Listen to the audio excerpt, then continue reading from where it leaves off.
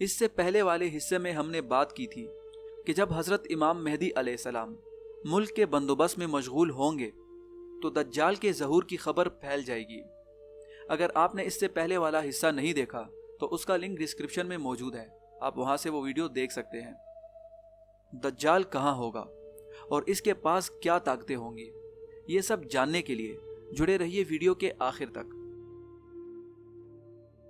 السلام علیکم دوستوں، میں ہوں سراج جلیل، اور مزید آگے بڑھنے سے پہلے آپ کائنڈلی میرے چینل کو سبسکرائب کر لیجئے اور بیل آئیکن کو پریس کیجئے تاکہ آپ کو مزید آنے والی نئی ویڈیوز کی نوٹیفیکیشن وقت پر ملتی رہے۔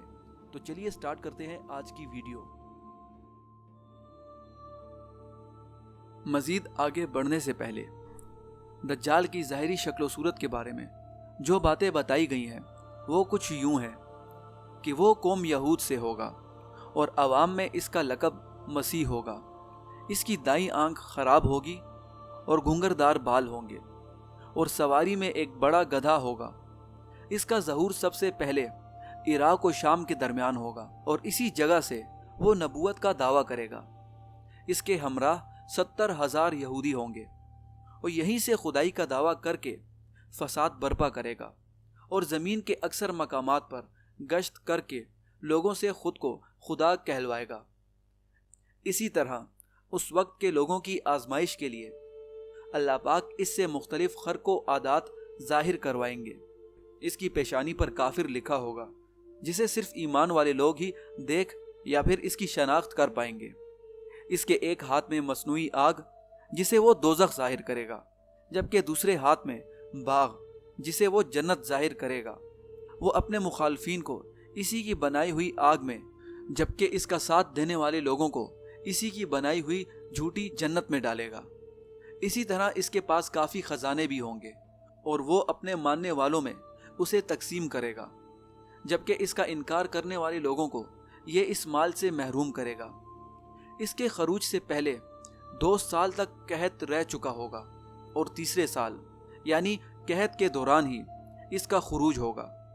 یہ زمین کے مدفون خزانوں کو بھی اپنے قبضے میں کر لے گا اور یہ لوگوں سے کہے گا کہ میں تمہارے مردہ ماں باپوں کو زندہ کر سکتا ہوں تاکہ تم میری قدرت کو دیکھ کر میری خدائی کا یقین کر لو۔ لہٰذا شیاطین کو حکم دے گا کہ اس زمین میں سے ان کے ماں باپوں کی ہم شکل ہو کر نکلو، چنانچہ وہ ایسا ہی کریں گے۔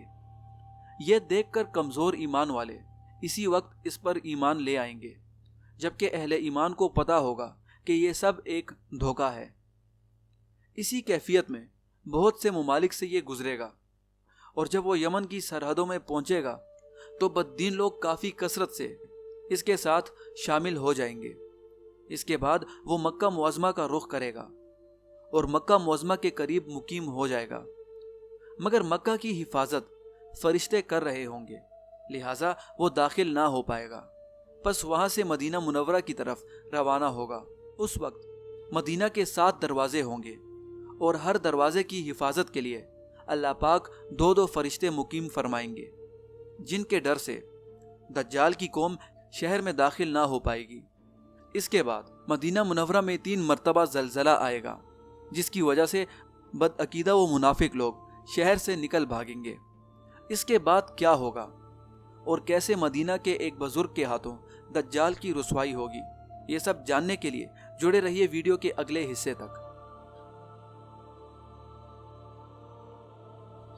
اگر آپ کو یہ ویڈیو اچھی لگی تو کائنڈلی اسے دوسرے دوستوں کے ساتھ بھی شیئر کریے گا۔ تو ملتے ہیں آپ سے نئی ویڈیو میں نئی انفارمیشن کے ساتھ، تب تک کے لیے اپنا خیال رکھیے گا۔